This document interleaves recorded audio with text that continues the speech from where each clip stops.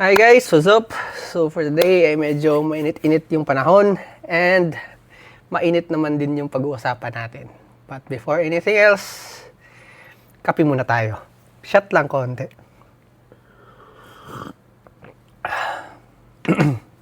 So, umpisa na natin guys ha.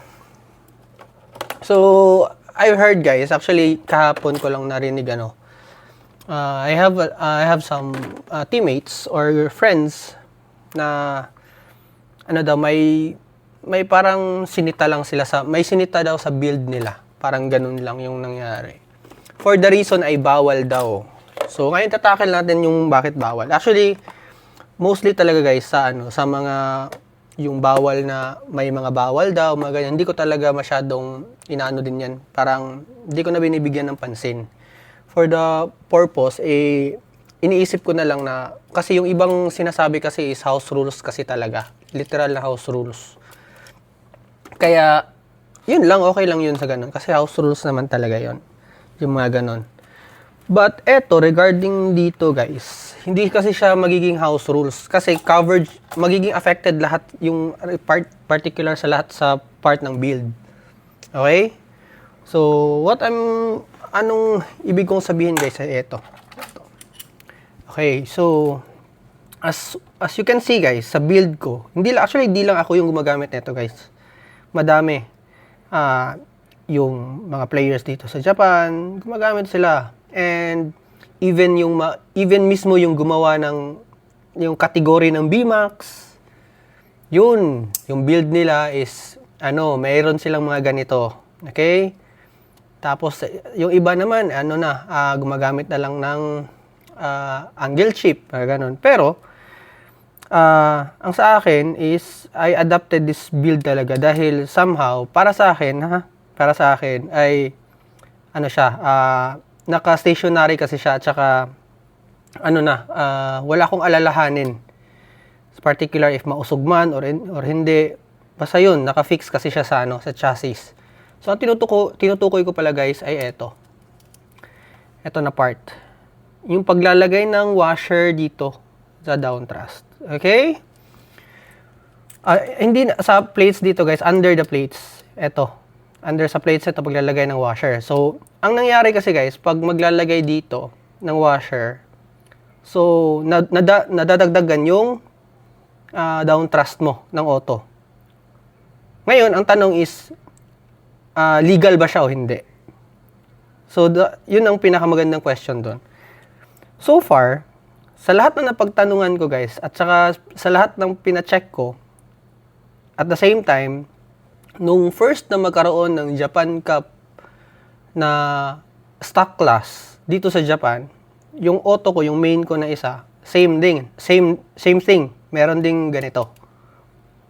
Chinek naman nila thorough, umabot pa nga ng semis yun, yung stock class ko na build, yung BMAX ko na build sa stock class category, wala namang problema. Goods naman. As in, pasado naman lahat. Ngayon, ang naging problema lang guys, kaya, na-open up ko to dito sa channel. I'm going to point it out talaga. Kasi, hindi daw bawal daw to maglagay ng washer under sa plates. Ako guys, medyo talaga ako doon. Medyo, hindi parang, inisip ko talaga kahapon kung i-open up ko ba o hindi. Kaso kasi siya, nagiging generalized kasi siya. Bali, lahat kasi siya, applicable siya.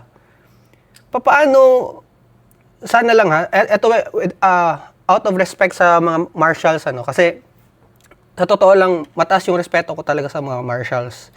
Kasi hindi biro din yung pag-ano nila.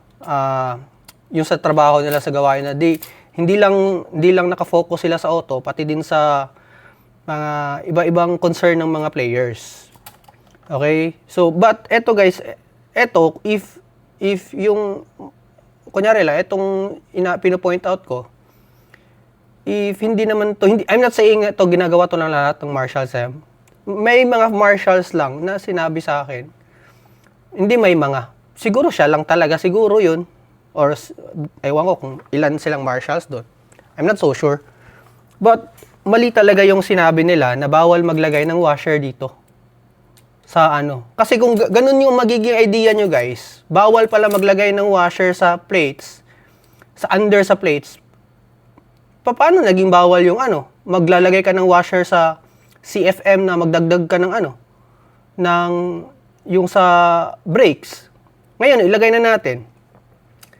Kabitan dito guys. Ilagay na natin, kabitan dito. Lalagyan ko ng washer. Don't tell me, ano din yun, DQ din yun. 'Di ba? No, it doesn't make any sense talaga yung pinagsasabi.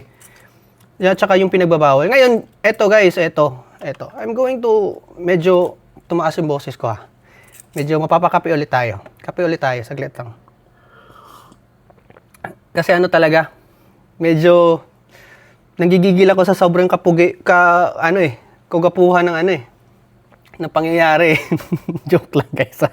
Biro lang. But anyway, kunyari guys, eto guys, yung mga ganito guys, kabitan ng mga ganito, tulad na ito, kabitan ng mga ganito, choice ng players yun kung lalagyan mo ng ng washer yun. At the same time, ina-advise talaga din ng iba na lagyan ng washer yun kasi yung plastic to the plates, yung plates kasi nagdugtong guys, kung yung meron ka kasing doon, meron ka kasing washer nun, siya, mas matibay yung doon, hindi siya basta nababasag yung plastic. Same thing lang din yan guys dito. Wala namang kinaibahan yan eh. Kung ipagpalagay na natin, sasabihin nila, ay, dapat kasi, pinapatagos yung, ang tawag nito, yung screw kasi dapat talaga yun, lumalampas yun tapos lalagyan ng lock nut. Still, doesn't make sense. Bakit? Magkakabit ka ngayon dito guys ng ng screw. Don't tell me, papatagusin mo talaga yon. 'Di ba? It's your choice. Na hindi ka maglalagay ng lock nut doon. Tatagos yung screw. It's a player's choice talaga yon. 'Di ba? Wala talagang Ngayon, dahil kahapon nangyari ngayon na open up yung ganun, tinanong ko talaga, inulit ko talaga kasi kahit ako alam ko naman yung rules na yon, pero inulit ko talaga, tinanong ko ulit yung isa sa mga, ang pinagtanungan ko ay hindi naman siya ordinary na player dito, isa siyang champion ng one of the best ng dito sa tawag nito sa Japan na naglaro ng BMAX. Kilala niyo naman siguro siya. I think some of you already know him, si Takamo-san. So nagtanong talaga ako sa kanya, sabi ko, pwede ba maglagay nandito ng mga ganito, washers, ganyan. Explain ko sa kanya. Actually may convo kami, ayaw ko lang guys ha. Ito lang, konting lang. Pwede kong para at least pwede kong saglit. Ito, yan. Sabi niya, it's okay because washer is on screw. Some washers not belong to screw are not allowed. So, ibig sabihin, kung kunyari, yung washer mo, guys, nilagay mo sa ibang parte, doon yung hindi na nagiging allowed. Yung hindi talaga siya para doon sa washer na lagayan. Okay? Pero ito guys, yung may screw pa, lalo na may screw, walang problema naman yun. Tulad na ito guys, ilagay na natin. Tulad na ito, yung ginawa ko dito. Ito papakita ko. Di ba? May washer to dito. Nilagay ko plates, tapos may washer. So don't tell me, ito DQ din to. Kasi ang purpose ko na nilagyan ko ng washer dito guys, para at least, yung screw kasi pag hindi nila lalagyan ng washer, tatagos tong screw na to. Ayaw ko na maglagay ng lock nut dito. For the reason, ay magdadagdag lang yun ng weights. So don't tell me, eto DQ din to. It's the same explanation, it's the same thing. So it doesn't really make sense talaga yung So 'di ba? Tapos kunyari, eto guys. Eto, ilagay na natin. Eto maglalagay ka ng rollers ngayon. Dito, lalagyan mo ng washer diyan sa ilalim under ng plates. Eto, lalagyan mo ng washer dito. Don't tell me DQ 'yan. Putik na 'yan. So yun talaga, yun yung medyo talaga ako, medyo ako ba na napaka inconsistent ba ng ruling ba ng Pag lang kung eto advice ko lang din. Kung sa ibang marshals na much better siguro mag-engage kayo hindi lang sa during sa may event kayo, mag-engage kayo mismo, bali gumawa kayo ng auto, mag-build kayo ng auto. ano kayo, ang tawag na ito. Meron pa pala akong i-point out. Mag-build kayo ng auto, tapos mag-race kayo, sumali kayo ng mga race. Para at least ba, hindi ba yun para bang, yung mga common sense na ba sana, na nasa rules naman talaga, dapat tamang implementation lang. Kasi nga guys, especially ngayon, di ba this year nag-refine ng rules ng especially stock class. BMAX, same thing, ginawa yung rules nila. So nag-refine sila. Yung yung kunyari pag nagre-race ka, tatanggal yung gulong mo, natanggal yung parts mo. Hindi ka na nga DQ ngayon eh. Kasi ang ginawa kasi nila guys, to make it more easier and enjoyable sa mga maglalaro, especially yung mga bata, kasi yung hobby naman nito for kids naman talaga, yung intention. Kaya yung nagiging DQ na nga lang ngayon pag tumapon yung body mo ito cowl sa atin, body naman talaga yan. Ang tawag yan. So pag tumapon yan, yun lang nagiging DQ eh. Yun na lang talaga yun eh. Pinadali na lang talaga nila. At saka isipin nyo din guys, sa ito lang, pag bibili ka ng plates, sa pack nun, may washer dun.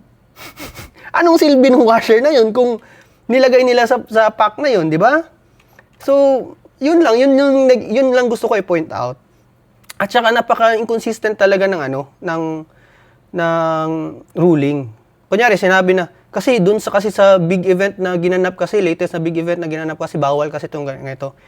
Well, kung naging bawal siya doon, guys, pero alam nyo naman na it doesn't make sense, mali yung rules na ginawa doon, o ewan ko lang kung naintindihan yung rules, dapat, aayusin yun, hindi yun i-continue na kahit mali na, yun pa rin susundin, di ba? Kahit mali na.